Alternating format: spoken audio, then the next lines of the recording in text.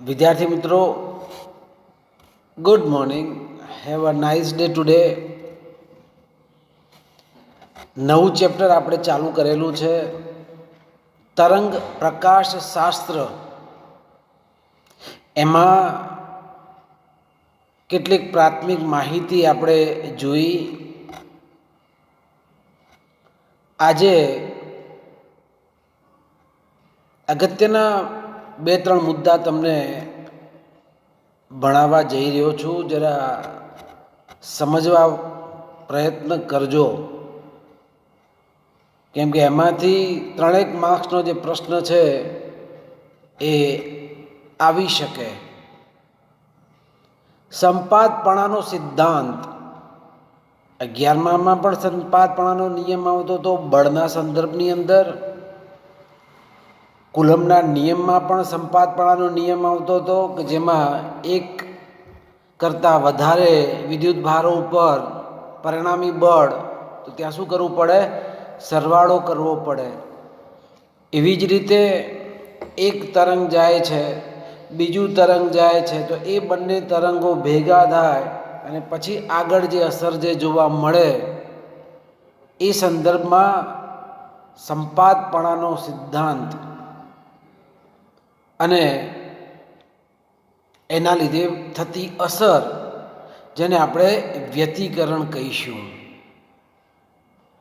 નવું નામ છે તમારા માટે, વ્યતિકરણ. એના પછી આવશે વિવર્તન. એ બે વિશે જોવાનું છે. ધ્રુવીભવન ત્રીજી ઘટના છે, પણ તમારા અભ્યાસક્રમની અંદર એ ટોપિક કેન્સલ કરેલો છે આ વર્ષ પૂરતું. માધ્યમમાં કોઈ ચોક્કસ બિંદુ આગળ બે કે બે કરતાં વધારે તરંગો સંપાત થાય ત્યારે એ કણ જે છે એ કણનું સ્થાનાંતર દરેક તરંગ વડે ઉદ્ભવતા સ્વતંત્ર સ્થાનાંતરના સદિશ સરવાળા જેટલું હોય. એનો મતલબ એ થાય કે એક તરંગ વડે કણ કેટલું ખસે છે તે, બીજું તરંગ એના કારણે કણ કેટલું ખસે છે તે, અને પછી બંને ભેગા તરંગો એ કણ ઉપર કેવી અસર વર્તાવે છે, જેને આપણે વ્યતિકરણના સંદર્ભમાં જોવાનું છે. તો બે કે બે કરતાં વધારે તરંગો ભેગા મળે અને બનતી ઘટના, સંપાતીકરણની ઘટના, અને એની જે અસર જે જોવા મળે એને આપણે વ્યતિકરણ કહીશું. તો વ્યતિકરણ એટલે શરૂઆતમાં જે શબ્દ છે એનાથી વધારે પરિચિતતા કેળવી લઈએ કે બે કરતાં વધારે તરંગોની પરિણામી અસર એટલે વ્યતિકરણ. વ્યતિકરણના બે પ્રકાર છે, એક સહાયક વ્યતિકરણ અને બીજું વિનાશક વ્યતિકરણ. બરાબર? સહાયક વ્યતિકરણ, વિનાશક વ્યતિકરણ. હવે સહાયક કોને કહેવાય અને વિનાશક કોને કહેવાય? તો તમે જાણો છો કે તરંગ છે એ આ રીતે શૃંગ અને ગર્ત રીતે આગળ વધે. તરંગ છે ને, તરંગ આ રીતે આગળ વધે તો ઉપરવાળો ભાગ એને શૃંગ કહેવાય, નીચે તરંગ આવે એને ગર્ત કહેવાય. શૃંગ ગર્ત, શૃંગ ગર્ત, એ રીતે તરંગ આગળ ને આગળ વધતું જાય. હવે બે તરંગો છે, એ બે તરંગોમાં બંનેના શૃંગ અને બંનેના ગર્ત સાથે સાથે આગળ વધતા હોય અને એકબીજા ઉપર સંપાત થાય. બરાબર? એક તરંગનું શૃંગ બીજા તરંગનું શૃંગ એકબીજા ઉપર સંપાત થાય, અથવા તો એક તરંગનું ગર્ત બીજા તરંગનું ગર્ત જો એકબીજા ઉપર સંપાત થાય, તો આવી જે ઘટના છે ત્યારે બનતું વ્યતિકરણ, બનતી અસર, જેને આપણે સહાયક વ્યતિકરણ કહીશું. બરાબર? તો બંનેના શૃંગ જો ભેગા મળે અથવા બંનેના ગર્ત ભેગા મળે તો એથી બનતી અસર એટલે સહાયક વ્યતિકરણ. પણ એક તરંગનું શૃંગ બીજા તરંગનું ગર્ત જો સંપાત થાય ત્યારે મળતું વ્યતિકરણ એને વિનાશક વ્યતિકરણ કહે છે. વિનાશક વ્યતિકરણમાં પરિણામી તીવ્રતા છે એ શૂન્ય થશે, જ્યારે સહાયક વ્યતિકરણની અંદર પરિણામી જે તીવ્રતા જે જોવા મળે એ તીવ્રતા મહત્તમ મળશે. બરાબર. તો વ્યતિકરણની બે ઘટનાઓ, સહાયક વ્યતિકરણ અને વિનાશક વ્યતિકરણ. સહાયક વ્યતિકરણમાં તમે વ્યાખ્યામાં જુઓ કે જ્યારે એક તરંગના શૃંગ પર બીજા તરંગનું શૃંગ અથવા એક તરંગના ગર્ત પર બીજા તરંગનું ગર્ત સંપાત થાય તો બનતી અસરને સહાયક વ્યતિકરણ કહેવામાં આવે છે. જ્યારે વિનાશક વ્યતિકરણ એટલે એક તરંગનું શૃંગ બીજા તરંગનું ગર્ત અથવા વચ્ચે અથવા છે તમે જુઓ, એક તરંગનું ગર્ત બીજા તરંગનું શૃંગ જો સંપાદ થાય તો એવા વ્યતિકરણને વિનાશક વ્યતિકરણ કહેવામાં આવે છે. તમને ખબર હશે કે શૃંગ કોને કહેવાય ને ગર્ત કોને કહેવાય. તો જો હું અહીંયા તરંગ દોરું છું આ રીતે. આ તરંગ છે, ટેકરાવાળો ભાગ છે એને શૃંગ કહેવાય અને ખાડાવાળો ભાગ છે એને ગર્ત કહેવાય. તો આ રીતે શૃંગ અને આ બધા કેવા છે ખાડાવાળા ભાગ એને ગર્ત કહેવાય. શું કહેવાય? ગર્ત કહેવાય. તો જો શૃંગ ભેગા મળે તો આવું જો વ્યતિકરણ જતા હોય તો સહાયક વ્યતિકરણ. પણ જો આવી રીતે શૃંગ આગળ ગર્ત આગળ શૃંગ, તો આવું જ્યારે સંપાતીકરણ થાય ત્યારે વિનાશક વ્યતિકરણ મળે. તો સંપાતપણાના નિયમને આધારે બનતી ઘટના જેને આપણે વ્યતિકરણ કહીશું એના બે પ્રકાર, સહાયક વ્યતિકરણ અને વિનાશક વ્યતિકરણ. હવે અહીંયા એક પ્રશ્ન છે કે શાંત પાણીમાં રચાતા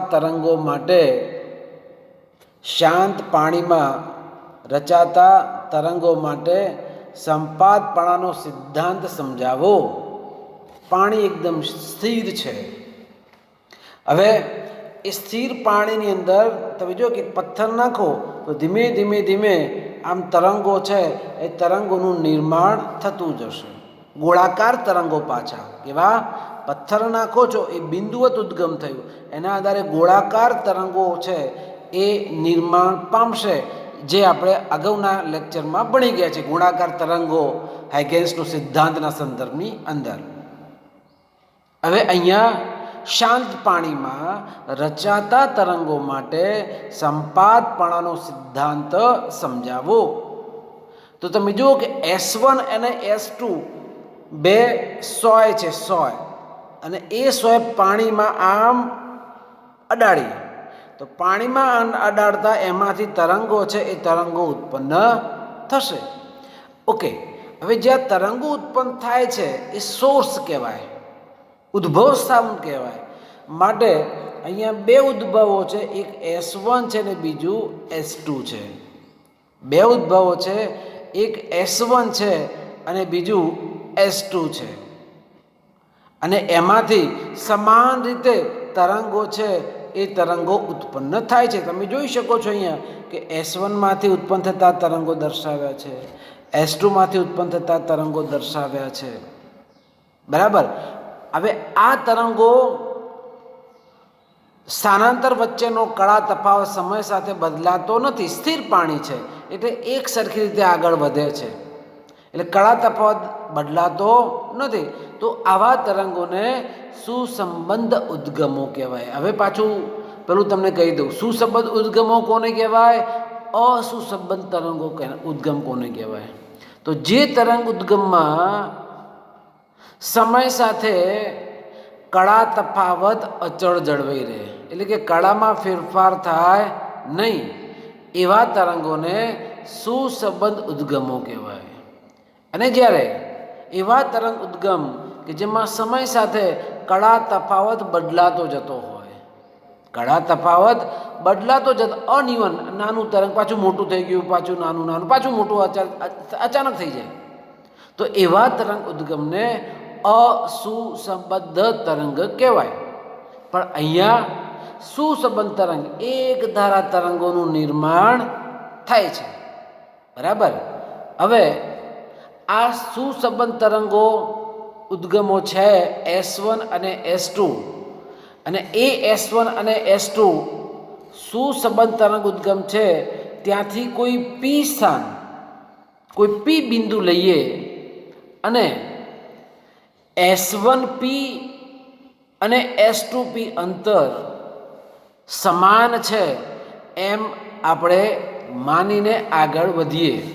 S1P અંતર અને S2P અંતર ધારો કે સરખું છે, ત્યારે અહીંયા તમે જુઓ કે S1P બરાબર S2P, એટલે કે S1 માંથી ઉત્પન્ન થતા તરંગો જે સમયમાં P પાસે પહોંચે છે એ જ સમયમાં S2 માંથી ઉદ્ભવતા તરંગો પણ ત્યાં P પાસે પહોંચશે, પણ એ વખતે કળા કેવી હશે?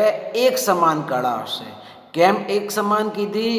કેમ કે અહીંયા સુસંબદ્ધ ઉદ્ગમો માન્યા છે, અને આ સુસંબદ્ધ તરંગો હોવાથી S1 અને S2 માંથી ઉદ્ભવતા તરંગો છે એ તરંગો એક સમાન કળામાં આગળ વધીને P બિંદુ પાસે એ પહોંચે છે. ધારો કે S1 ઉદ્ગમમાંથી ઉદ્ભવતા તરંગોનું તરંગ સમીકરણ, સ્થાનાંતર સમીકરણ y1 બરાબર a cos omega T, y1 બરાબર a cos ઓમેગા ટી. એ જ રીતે S2 જે ઉદ્ગમ હતું એમાંથી ઉત્પન્ન થતું તરંગ પણ સમાન કળા સાથે છે, સમાન કંપ વિસ્તાર સાથે છે, ત્યારે y2 બરાબર a cos ઓમેગા ટી, જ્યાં a એટલે એનો કંપ વિસ્તાર, કેટલા કંપ વિસ્તારથી આગળ વધે છે. કંપ વિસ્તાર ખબર છે ને, મધ્યમાં નથી. કંપ વિસ્તાર તમે જો કે આ તરંગ વધ્યું તો આ કોઈ પણ એક તરફનું મહત્તમ અંતર એને શું કહેવાય? કંપ વિસ્તાર a કહેવાય. તો આ S1 અને S2 માંથી ઉદ્ભવતા તરંગો માટે કંપ વિસ્તાર સમાન છે. તરંગ સમીકરણ તમે જુઓ કે એકમાંથી ઉદ્ભવતું તરંગ સમીકરણ y1 બરાબર a cos ઓમેગા ટી, બીજામાંથી આવતું એટલે કે y2 માંથી આવતું તરંગ સમીકરણ y2 બરાબર a cos ઓમેગા ટી, કળા સમાન છે માટે તો P બિંદુ પાસે આ બંને તરંગો ભેગા મળે, અને ભેગા મળે એટલે સંપાતીકરણ થાય. સંપાતીકરણ થાય એ અસરને વ્યતિકરણ કહેવામાં આવે છે. આપણે અગાઉ જોયું વ્યાખ્યામાં. તો હવે સંપાતપણાના કારણે P બિંદુ પાસે પરિણામી સ્થાનાંતર કેટલું? તો પરિણામી સ્થાનાંતર y બરાબર બંને સમીકરણો y1 અને y2 નો સરવાળો કરવો પડે. તો y1 બરાબર a cos omega T, y2 બરાબર પણ a cos ઓમેગા ટી, બંનેનો સરવાળો કરીએ તો 2a cos ઓમેગા ટી મળે.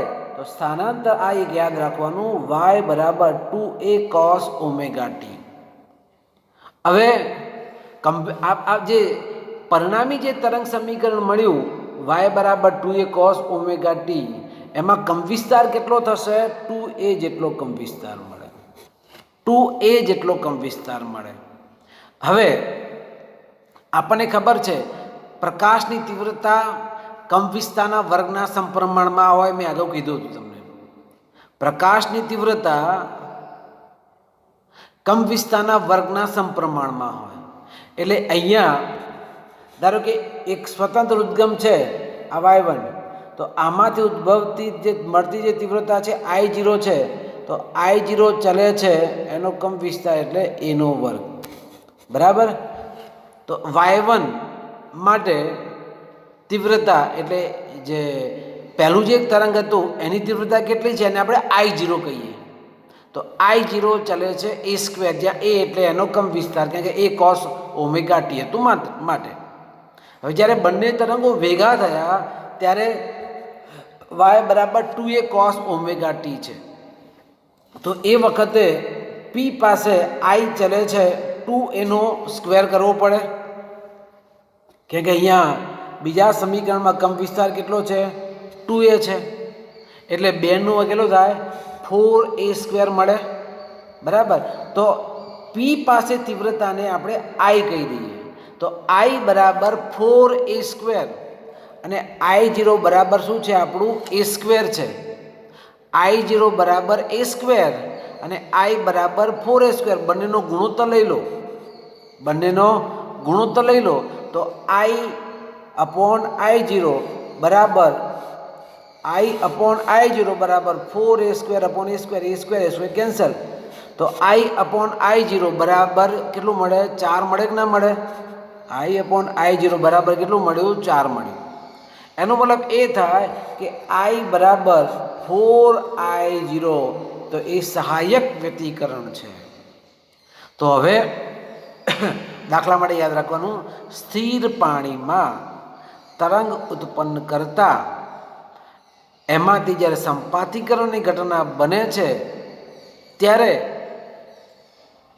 પરિણામી તીવ્રતા છે એ કોઈ એક સ્વતંત્ર ઉદ્ગમની તીવ્રતા કરતાં 4 ગણી મળે. એટલે કે I બરાબર 4I0, જેને સહાયક વ્યતિકરણ કહેવામાં આવે છે. કેવું કહેવાય? સહાયક વ્યતિકરણ કહેવામાં આવે. કેમ? કારણ કે બંનેનો સરવાળો કર્યો, y1 અને y2નો સરવાળો કરીને મળતું પરિણામના સંદર્ભમાં પરિણામી તીવ્રતા I બરાબર 4I0 લખ્યું છે. પણ જો વિનાશક વ્યતિકરણ હોય તો બંનેની બાદબાકી y બરાબર y1 માઇનસ y2 એટલે a cos omega t minus a cos omega t એટલે શું થઈ જાય? પરિણામી સ્થાનાંતર 0. સ્થાનાંતર 0 તો ત્યાં કંપ વિસ્તાર છે નહીં, કંપ વિસ્તાર નથી તો તીવ્રતા કેવી મળે? ત્યાં શૂન્ય મળે. જો તીવ્રતા શૂન્ય મળે તો એને આપણે વિનાશક વ્યતિકરણ કહીએ. તો તમે જુઓ અહીંયા સહાયક વ્યતિકરણ માટે શું આવ્યું? તીવ્રતા. સહાયક વ્યતિકરણ માટે તીવ્રતા I બરાબર 4I0. જ્યારે વિનાશક વ્યતિકરણ માટે શું મળ્યું? વિનાશક વ્યતિકરણ માટે તીવ્રતા કેટલી મળી? શૂન્ય મળી. પહેલામાં 4I0, તો પ્રારંભિક ઉદ્ગમ કરતાં I0 જેટલી એટલે 4 ગણી વધારે છે એમ આપણે કહી શકીએ.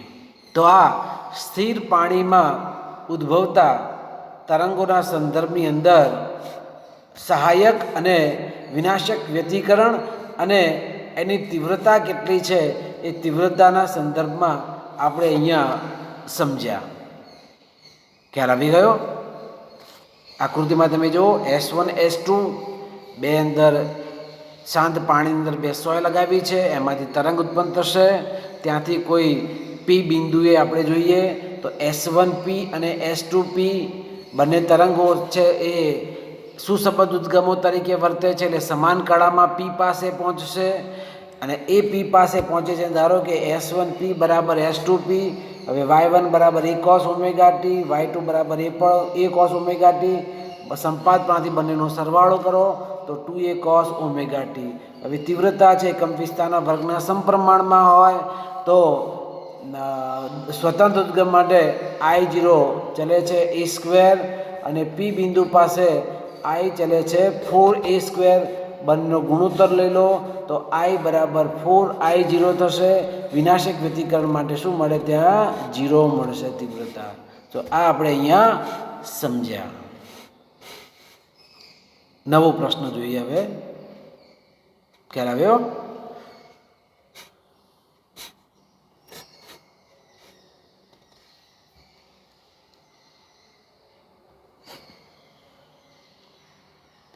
પરીક્ષામાં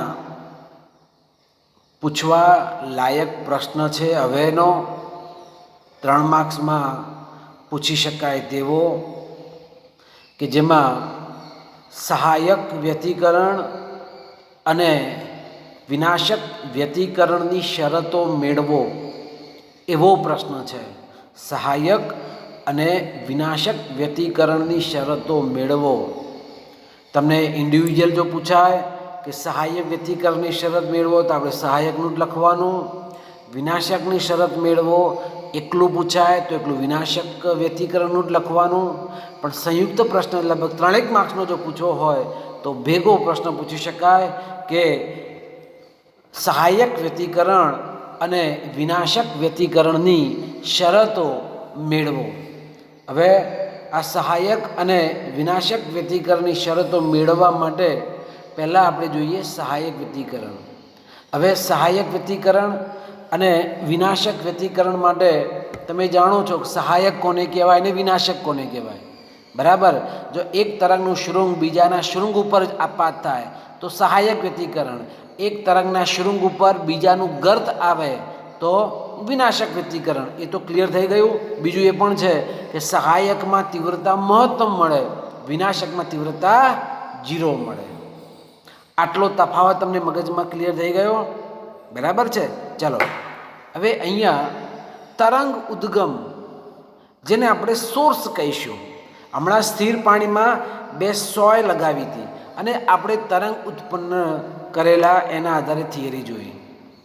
હવે અહીંયા તમે જોઈ શકો છો કે 2 તરંગો ઉદ્ગમ, એક S1 ઉદ્ગમ અને બીજું S2 ઉદ્ગમ, 2 તરંગ ઉદ્ગમો દર્શાવ્યા છે. હવે તરંગ S1 અને S2 માંથી ઉદ્ભવતું તરંગ છે એ Q પાસે આવે છે. ક્યાં આવે છે? Q બિંદુ પાસે. પેલા સ્થિર પાણીમાં આપણે P પાસે લીધું, અહીંયા આપણે તરંગ જશે Q પાસે. પણ એમાં 7 તરંગો દર્શાવ્યા છે, 7 લેમ્બડા S1Q. તો અહીંથી આ જે ડિસ્ટન્સ છે એ 7 લેમ્બડા લીધેલું છે. જ્યારે આ S2 થી Q સુધીનું અંતર છે એ 9 લેમ્બડા લીધું છે. એટલે 9 તરંગો દર્શાવવાના. 1 2 3 4 5 6 7 8 અને 9. અહીંયા 7 તરંગો છે. 1 2 3 4 5 6 ને 7. બરાબર. તો આ રીતે તરંગ લંબાઈ ખબર છે ને? તરંગ લંબાઈ કોને કહેવાય? તો તરંગ લંબાઈમાં તમે જો એ આ રીતે છે, એ આટલું અંતર, એને શું કહેવાય? તરંગ લંબાઈ લેમ્બડા. એક કમ્પ્લીટ બંધ ગાળો એ આટલું અંતર, એ તરંગ લંબાઈ લેમ્બડા. અથવા તો આવું પણ આવે, 2 ક્રમિક શૃંગ અથવા તો 2 ક્રમિક ગર્ત વચ્ચેનું અંતર, એને પણ તરંગ લંબાઈ લેમ્બડા કહેવાય. આને પણ લેમ્બડા કહેવાય, આને પણ લેમ્બડા કહેવાય. બરાબર. તો એક કમ્પ્લીટ તરંગનો ગાળો, એ અંતર, એ તરંગ લંબાઈ લેમ્બડા. અથવા તો 2 શૃંગ વચ્ચેનું અંતર એ પણ તરંગ લંબાઈ લેમ્બડા. 2 ગર્ત વચ્ચેનું અંતર પણ તરંગ લંબાઈ લેમ્બડા. ચલો આપણે અહીંયા S1Q એ અંતર છે 7 લેમ્બડા, S2Q વચ્ચેનું અંતર છે 9 લેમ્બડા. બરાબર. ઓકે. અને અહીંયા બંને વચ્ચેનું ડિસ્ટન્સ આ અને આ 9 લેમ્બડા માઇનસ 7 લેમ્બડા એટલે કેટલું મળે? 2 લેમ્બડા મળે. કેટલું મળે? 2 લેમ્બડા જેટલું મળે. હવે સહાયક વ્યતિકરણ જ્યારે આપણે મેળવવું છે ત્યારે અહીંયા આપણે જોઈએ S2Q માઇનસ S1Q બરાબર 9 લેમ્બડા માઇનસ 7 લેમ્બડા એટલે કેટલું મળે? 2 લેમ્બડા મળે. હવે ધારો કે Y1 બરાબર A cos ઓમેગા t, એટલે એક જે તરંગ ઉદ્ગમ હતું એનું સ્થાનાંતર સમીકરણ Y1 બરાબર A cos ઓમેગા t. પણ જે બીજું જે ઉદ્ગમ હતું કે જેમાં 9 લેમ્બડા જેટલો પદ તફાવત મળે છે. બરાબર. તો એકચ્યુઅલી બીજાનું સમીકરણ શું થશે? A cos omega t minus 4 પાઈ, કારણ કે પથ તફાવત છે એ 2 લેમ્બડાને સમતુલ્ય હોય. એટલે એકચ્યુઅલી પથ તફાવત જે છે એ 2 લેમ્બડા, એટલે કે તરંગ લંબાઈ જે છે એના સંદર્ભમાં 2 વડે આપણે ગુણવાનું થશે. એટલે 2 ગુણ્યા 2 પાઈ કળા તફાવત છે. તો કળા તફાવતનું બમણું કરો એટલે ત્યાં 2 દુ 4 પાઈ આપણે કરવા પડે. તો એ સંદર્ભમાં બે સમીકરણ આપણે જોયા. y1 બરાબર ખાલી સીધા લખી દો તો ચાલે. y1 બરાબર a cos omega T, y2 બરાબર a cos omega T minus 4 પાઈ. જો સ્થિર પાણી હતું ને એમાં શું લીધું હતું? y1 બરાબર a cos omega T, y2 બરાબર પણ a cos ઓમેગા ટી લીધું. જ્યારે અહીંયા કળા તફાવત છે બંનેમાં, બરાબર. અને આથી એક સમીકરણ y1 બરાબર a cos ઓમેગા ટી લીધું, જ્યારે બીજું સમીકરણ જે છે y2 બરાબર a cos omega T minus 4 પાઈ લીધું. બરાબર, ક્લિયર? હા, પણ બંને સહાયક વ્યતિકરણની શરત લઈએ છીએ. તો જ્યારે બંને તરંગો, ભલે અંતર જુદું જુદું છે, પણ જ્યારે ભેગા મળે ત્યારે સમાન કળામાં હશે. કેમ? સહાયક વ્યતિકરણની શરત મેળવી છે ને આપણને. અને મેં અગાઉ કીધું હતું કે સહાયક વ્યતિકરણમાં કળા કેવી હોય? એક સરખી હોય.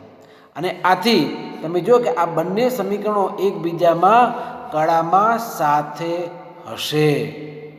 અને એ સાથે હોય તો સહાયક વ્યતિકરણ રચતા બિંદુ આગળ તીવ્રતા કેટલી મળે? આપણે જોયું ને અગાઉ 4I0 કેટલા ગણી હોય? 4 ગણી હોય. જે અગાઉ સ્થિર પાણીમાં આપણે જોયું એ જ રીતે અહીંયા. તો હવે વ્યાપક સ્વરૂપમાં S2Q માઇનસ S1Q બરાબર n લેમ્બડા, જ્યાં n બરાબર 0, 1, 2, 3 up to n so on. તો હવે સહાયક વ્યતિકરણની શરત તમે જુઓ. આ શરત આપણે યાદ રાખવાની, લખવાની પણ થાય. જો કોઈ બિંદુ પાસે સંપાદ થતા તરંગો વચ્ચે પથ તફાવત n લેમ્બડા હોય, જ્યાં n બરાબર 0, n બરાબર 1, n બરાબર 2, n બરાબર 3 up to n so on હોય, તો એ બિંદુ પાસે પ્રકાશની તીવ્રતા મહત્તમ મળે. મહત્તમ એટલે કેટલી મળે? 4I0 મળે. તો ત્યાં સહાયક વ્યતિકરણ રચાય. શું રચાય? સહાયક વ્યતિકરણ રચાય. તો આ સહાયક વ્યતિકરણની શરત છે. સ્થિર પાણીમાં કળા તફાવત બંનેનો સરખો હતો ને, સમાન હતો, 0. તો એ સંદર્ભમાં 0 હોય તો પણ સહાયક વ્યતિકરણ. એકમાં ધારો કે 7 લેમ્બડા છે, બીજું 8 લેમ્બડા હોય, તો 7 લેમ્બડા 8 લેમ્બડા, તો એ વખતે કળા તફાવત 8 - 7 એટલે 1 લેમ્બડા, સહાયક વ્યતિકરણ આવે. પછી 7 અને 9 લો, 3 અને 5 લો, 3 અને 5 લો, બરાબર. તો એ બધા સંદર્ભમાં કળા તફાવત જે છે એના સંદર્ભમાં જો પથ તફાવત જે છે S2Q minus S1Q n lambda, 5 - 3 એટલે 2 લેમ્બડા મળે. કોઈ પણ તફાવત છે, તફાવત 1 lambda, 2 lambda, 3 lambda up to n so on મળતા જાય, ત્યારે હંમેશા સહાયક વ્યતિકરણ મળે.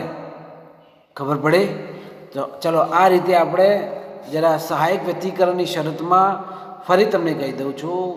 તરંગ ઉદ્ગમ, તમે જોયું કે અહીંયાથી ઉત્પન્ન થતા બે તરંગો, એક 7 લેમ્બડા છે, બીજું 9 લેમ્બડા છે. 9 માંથી 7 જાય કેટલા આવે? 2 લેમ્બડા મળ્યું ને. તો એ 2 લેમ્બડા એટલે 2 એટલે n બરાબર કેટલા થયા? 2 થયા. તો આપણી જે શરતમાં તમે જુઓ અહીંયા S2Q માઇનસ S બરાબર n લેમ્બડા, અને એ વખતે n બરાબર 2 મળે. 1 હોય તો પણ ચાલે, 0 હોય તો પણ ચાલે, 3 હોય તો પણ ચાલે, 4 ચાલે, 5 ચાલે, અપૂર્ણાંકમાં હોવું જોઈએ નહીં. તો આવી જ્યારે ઘટના બને ત્યારે આ જે Q બિંદુ છે, આ Q બિંદુ પાસે આ તરંગ પહોંચ્યું, આ તરંગ પહોંચ્યું, બરાબર. અને ત્યાં તીવ્રતા મહત્તમ બનશે જ્યાં સહાયક વ્યતિકરણ પ્રાપ્ત થશે. તો સહાયક વ્યતિકરણની શરત કે જેમાં પદ તફાવત કેટલો મળે? n લેમ્બડા મળે. જો પદ તફાવત n લેમ્બડા, તો ત્યાં સહાયક વ્યતિકરણ મળે. ક્લિયર? અને સહાયક વ્યતિકરણ મળે ત્યાં તીવ્રતા કેવી મળે? મહત્તમ મળે. ચલો હવે બીજી એક આકૃતિ જરા જોઈએ. અહીંયા S1 અને S2 બે છે, પણ એકમાં આ જે તરંગ જે છે એ 9.75 લેમ્બડા જેટલી તરંગ લંબાઈ લીધી છે, જ્યારે બીજામાં S2R બરાબર 7.25 લેમ્બડા લીધું છે. તો બંનેની બાદબાકી કરીએ, 9.75 માઇનસ 2.5 કરું તો તમે જુઓ કે અહીંયા કેટલું મળે, 2.5, અઢી લેમ્બડા જેટલું તફાવત છે. કેટલું છે? 2.5 લેમ્બડા. આ યાદ રાખજો, આ પ્રમાણે જ કરવાનું થશે. તો 9.75 લેમ્બડા S1R, આ જે અંતર છે એ આપણું S1R 9.75 લેમ્બડા, આ અંતર S2R 7.25 લેમ્બડા, અને બંનેનો તફાવત છે એ 2.5 લેમ્બડા છે. ત્યારે હવે બંનેમાંથી ઉદ્ભવતા જે તરંગો છે એના માટે આપણે y1 અને y2 બે તરંગ સમીકરણ લઈશું, બંનેનો સરવાળો કરીશું, પછી જે અસર આવશે એ આપણે જોવા પ્રયત્ન કરીએ. તો તમે જુઓ કે અહીંયા મુદ્દાની અંદર તમે જુઓ કે S1 ઉદ્ગમમાંથી ઉત્પન્ન થયેલા તરંગો S2માંથી ઉત્પન્ન થયેલા તરંગો કરતાં 2.5 તફાવત મળે છે ને, 2.5 આવર્ત ચક્ર જેટલા મોડા પહોંચે છે. કારણ કે અંતર કેવું છે, વધારે છે, એટલે એ મોડા પહોંચે. હવે એક સમીકરણ તો આપણું ફિક્સ જ રાખવાનું. y1 બરાબર પહેલામાં શું લીધું, a cos ઓમેગા ટી. અહીંયા પણ y1 બરાબર શું છે, a cos ઓમેગા ટી. પણ y2 બરાબર a cos omega T plus 5 પાઈ. આપણે જોયું ને કે પહેલામાં 2 લેમ્બડાનો તફાવત હતો, 2 દુ 4 પાઈ લખ્યું. અહીંયા 2.5 છે, તો 2.5નું બમણું કેટલું થાય, 5 થાય ને.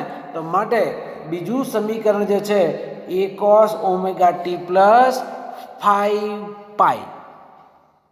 અગાઉમાં કેટલું હતું, 4 પાઈ હતું. અહીંયા કેટલું મળ્યું, 5 પાઈ, 2.5નું બમણું. તો બે સમીકરણો મળી ગયા. y1 બરાબર a cos omega T, y2 બરાબર a cos omega T plus 5 પાઈ. હવે આ 5 પાઈ છે એને જો cos થીટાના સંદર્ભમાં જો લેવું હોય તો y2 બરાબર minus a cos omega t માઇનસના સંદર્ભમાં આપણે દર્શાવી શકીએ. કારણ કે 5 પાઈ cos છે એ આવર્ત વિધેય છે અને પાછું 5 પાઈ છે. તમે જાણો છો કે અહીંયા એ પાઈ, 2 પાઈ, પાછું આવે 4 પાઈ અને પાછું 1 પાઈ. એટલે ત્યાં કિંમત કેવી થઈ જવાની, ત્યાં માઇનસ ઋણ ચિહ્ન બને. એટલે આપણું આ જે વિધેય હોય એમાં એ આ બાજુ અને આ બાજુ કોસની કિંમત શું મળે, ઋણ મળે. એટલે કે 2 પાઈ એટલે આખું ચક્કર, બીજું 2 પાઈ એટલે બીજું ચક્કર, અને ત્રીજું અડધું એટલે આ બાજુ. એટલે આપણું જે યામાક્ષ પદ્ધતિની અંદર અહીંથી વિચાર કરો, આ બાજુ આવે, આ બાજુ કિંમત +1 અને આ બાજુ કિંમત શું આવે, -1 હોય. તો એ સંદર્ભમાં 5 પાઈ છે ત્યારે ત્યાં આપણે y2 બરાબર શું લખવાનું, માઇનસ cos ઓમેગા ટી લખવાનું. ચલો બે સમીકરણ આવી ગયા. y1 બરાબર a cos omega T, y2 બરાબર minus a cos omega T,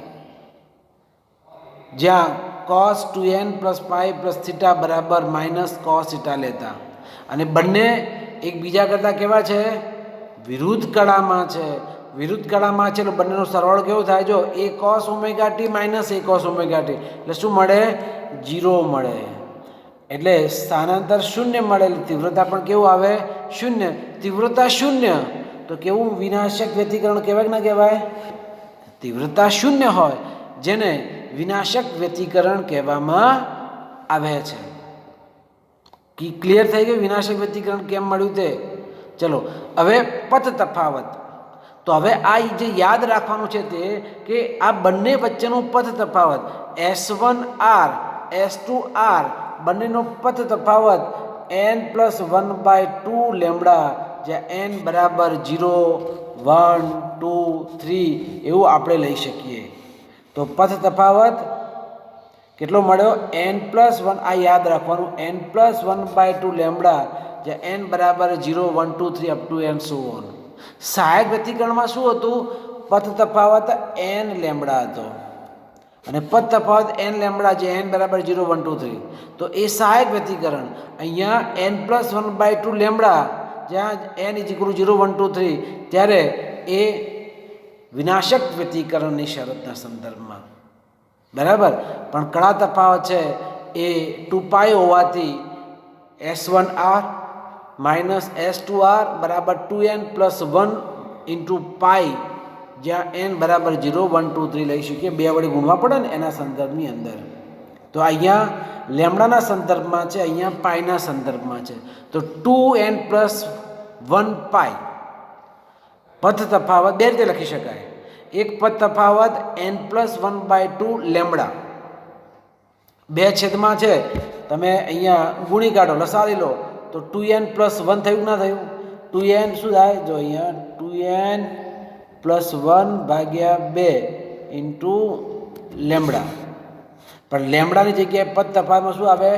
2π લખાય ને. આ લેમડાની જગ્યાએ કેટલા લખવાના આપણે? 2π લખવાના. તો શું થશે અહીંયા?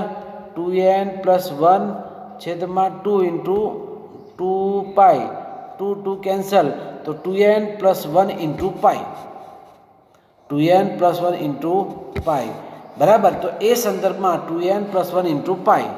તો જો પદ તફાવત બે કન્ડિશન યાદ રાખવાની. જો પદ તફાવત 2n + 1 π મળે તો પણ વિનાશક વ્યતિકરણ રચાય છે, અથવા પદ તફાવત n+1/2 લેમડા મળે તો પણ વિનાશક વ્યતિકરણ રચાય છે. અને વિનાશક વ્યતિકરણ માટે તીવ્રતા હંમેશા કેવી હોય? 0 મળે.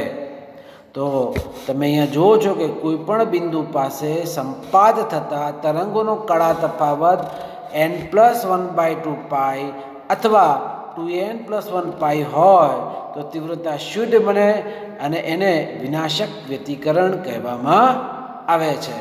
ખ્યાલ આવી ગયો? આ વિનાશક વ્યતિકરણની આકૃતિ દોરવાની અને આ રીતે બે સમીકરણો લખી અને તમારે પદ તફાવતના સ્વરૂપમાં શરતો છે એ શરતો લખી દેવાની. એ જ પ્રમાણે સહાયક વ્યતિકરણ માટે તમે જો કે સહાયક વ્યતિકરણ માટે તમે શું જોયું? અહીંયા પદ તફાવત 2n π મેળવ્યો. બે રીતે લખી શકાય ને. પદ તફાવત 2n π અથવા તો પદ તફાવત n લેમડા, બે રીતે લખી શકાય ને. આમાં પણ પદ તફાવત જો n લેમડા હોય સહાયક વ્યતિકરણ, પદ તફાવત 2n π હોય તો પણ સહાયક વ્યતિકરણ. એ જ રીતે વિનાશક વ્યતિકરણની જો પદ તફાવત n+1/2 π હોય તો વિનાશક વ્યતિકરણ, પદ તફાવત 2n + 1 π હોય તો પણ વિનાશક વ્યતિકરણ મળે.